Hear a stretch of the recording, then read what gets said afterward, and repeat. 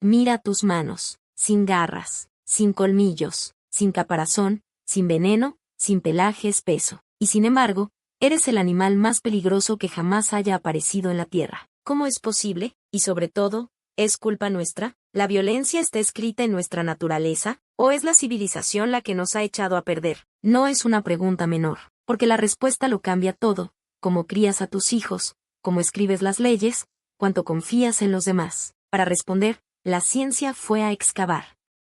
Y lo que encontró es sorprendente. Durante siglos, sobre esta pregunta, se enfrentaron dos ideas opuestas. Por un lado, el filósofo Thomas Hobbes decía: sin reglas, la vida es un enfrentamiento continuo de todos contra todos. Una vida, escribía, solitaria, pobre y breve. Por el otro lado, Jean-Jacques Rousseau, él decía lo contrario: en el origen éramos buenos. El buen salvaje, en paz con todo.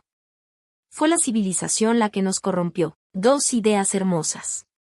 Pero durante siglos quedaron en simples opiniones. Luego, hace un siglo, los arqueólogos empezaron a encontrar las pruebas. Y las pruebas no dejan dormir tranquilo. Retrocedamos 10.000 años, a Kenia, al borde de una laguna. En 2012, aquí, un grupo de estudiosos hace un descubrimiento. 27 personas, todas juntas, quedaron allí donde cayeron. Hombres, mujeres, una esperaba un hijo. Y niños. En los restos, las señales de un ataque. Golpes, y pequeñas puntas de piedra. Y algunos tenían las muñecas juntas, como si hubieran estado atados. Nataruk es una de las pruebas más antiguas de un enfrentamiento entre grupos de cazadores. Y la pregunta se vuelve: ¿es un caso aislado, o no? Por desgracia, no. Hay otros lugares. En Sudán, en Jebel Sahaba, un antiguo cementerio junto al Nilo. Decenas de sepulturas, muchas con señales de heridas. De hace 13.000 años. En Alemania, en Thalheim, una fosa de la Edad de Piedra. Un grupo entero, adultos y niños, hallado en la misma fosa. Y luego está Otzi, el hombre encontrado en un glaciar de los Alpes. Hace 5.000 años, fue alcanzado por una flecha en el hombro, por sorpresa. Un caso tras otro, en todos los continentes, la misma historia. Y los antropólogos intentaron contar. En varias sociedades de cazadores estudiadas, una proporción sorprendente de personas moría a manos de otros. En proporción a la población, más que en nuestras guerras modernas. Detente un momento en esto. Es un dato que da la vuelta a la idea del buen salvaje. La vida antes de las ciudades no era solo paz y armonía. Durante mucho tiempo, entre los estudiosos, decir que nuestros antepasados eran violentos era casi un tabú. Parecía una manera de justificar las guerras de hoy. Luego un antropólogo, Lawrence Keeley, reunió las pruebas en un libro de título tajante. Desde entonces el debate está encendido, y aún hoy divide a los expertos. Porque otros estudiosos responden: cuidado con exagerar. Muchos grupos de cazadores, dicen, eran realmente pacíficos. Los casos violentos serían la excepción. La verdad, como suele pasar, está en el medio. Y es más interesante que las dos hinchadas. Pero quizá, piensas, es culpa de algo que aprendimos después. ¿Y nuestros parientes? En 1974, en Tanzania, la científica Jane Goodall observa algo que la conmociona. Un grupo de chimpancés se divide en dos, y durante 4 años, uno de los dos caza al otro, con patrullas organizadas, hasta hacerlo desaparecer. La violencia organizada entre grupos, entonces, es más antigua que nosotros. Pero espera. Hay también otro pariente cercano, el bonobo. Los bonobos, ante las tensiones, eligen casi siempre la paz y el contacto. ¿Y nosotros? Genéticamente estamos exactamente en medio de los dos. Volvamos a los seres humanos. En los años 60, el antropólogo Napoleon Chagnon va a la Amazonía. Estudia a los Yanomami, un pueblo que vivía todavía lejos del Estado moderno, y descubre un dato incómodo. Los hombres que en el pasado habían quitado la vida a un rival, tenían en promedio más esposas y más hijos que los demás. Dicho crudamente, en aquel mundo, la violencia a veces convenía. La naturaleza la premiaba. Pero atención, porque aquí la historia da un giro inesperado. Las mismas personas capaces de hacerse la guerra eran capaces de compartir el último trozo de comida. Cuidaban a los heridos. Cargaban a quien no podía caminar. En una cueva llamada Sanidad, un hombre de Neandertal vivió mucho tiempo aún estando herido y medio ciego. Significa que alguien, durante años, se ocupó de él. Enterraban a sus muertos con cuidado, a veces con flores. La misma especie.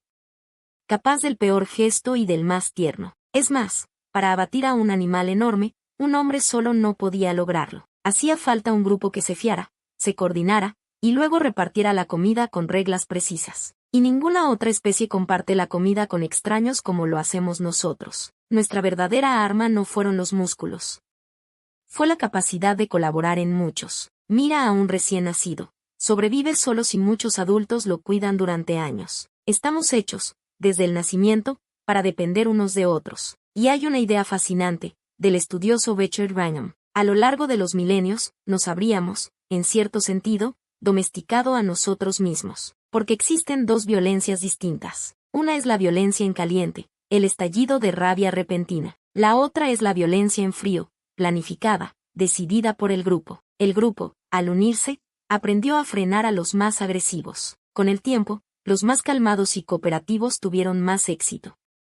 Nos volvimos más mansos por nuestra cuenta. Y hay incluso un indicio en nuestro propio cuerpo. A lo largo de los milenios, nuestro rostro se volvió más delicado, las cejas menos salientes. Los mismos cambios que vemos en los animales cuando, con el tiempo, se vuelven mansos. Y llegamos al dato que más asombra, reunido por el psicólogo Steven Pinker. A pesar de las guerras enormes de los últimos siglos, mira la línea. Hoy, en proporción, tienes muchas menos probabilidades de ser víctima de violencia que un antepasado tuyo. ¿Cómo así? No porque nos hayamos vuelto ángeles.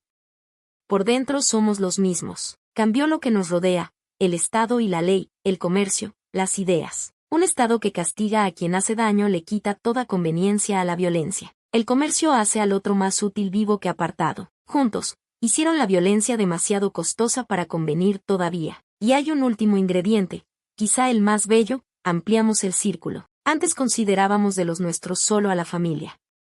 Luego a la aldea. Luego al pueblo.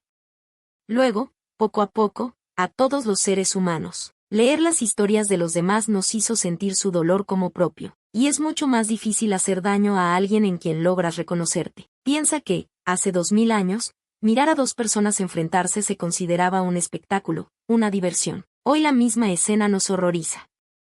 Cambió nuestra sensibilidad, no solo las leyes. Entonces, ¿quién tenía razón, Hobbes o Rousseau? La respuesta de la ciencia es desconcertante, ninguno de los dos. Y, en parte, los dos. No somos ni bestias ni ángeles. Llevamos dentro las dos cosas, la capacidad de hacer daño al vecino, y la de morir por él. Somos, al mismo tiempo, la especie más violenta y la más cooperativa de la Tierra. La diferencia no la hace nuestra naturaleza. La hacen las reglas que nos damos. La paz no es nuestro estado natural. Es algo frágil, que construimos y protegemos cada día. Haz un juego. Mañana, en una ciudad, te cruzarás con cientos de desconocidos. Nadie te hará nada. Y lo damos por sentado, pero para un chimpancé, encontrarse en medio de tantos extraños sería impensable. Terminaría en enfrentamiento. Esa calma entre desconocidos es una de las conquistas más extraordinarias de nuestra especie. Así que mira de nuevo tus manos. Pueden cerrarse en un puño, o estrechar otra mano, porque no somos prisioneros de nuestro pasado. Cada generación puede elegir ser un poco más amable que la anterior. Lo que elegimos hacer, cada día, es toda la historia de la humanidad. Si esta historia te hizo pensar, suscríbete. Están llegando muchas más preguntas como esta.